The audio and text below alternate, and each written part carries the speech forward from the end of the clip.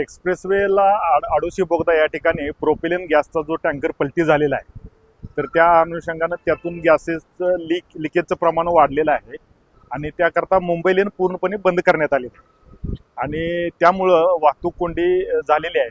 तर पुणा लेनची जी बाजू आहे ते पूर्ण खालापूर टोल प्लाझा इथपर्यंत वाहतूक कोंडी गेलेली आहे. जी पुण्याची बाजू आहे तर ती पूर्णपणे 10 ते 12 किलोमीटर लांब गेलेली आहे वाहतूक कोंडी.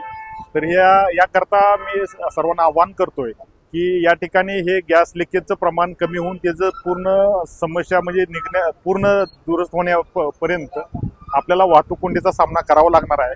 याकरता मुंबईला जाणारी जी पुण्याहून जी वाहतूक आहे ती जर तामिनी घाट मार्गे जर मुंबई आणि त्याचसोबत इकडून कर्जत मार्गे थोडक्यात जर मुंबईला ठाणेकडे जर वाहतूक चालू केली तर निश्चितपणे त्याचा फायदा होणार आहे आणि शक्यतो या ठिकाणी वाहतूक कोंडी आणखी थोडे तास चालण्याची शक्यता आहे.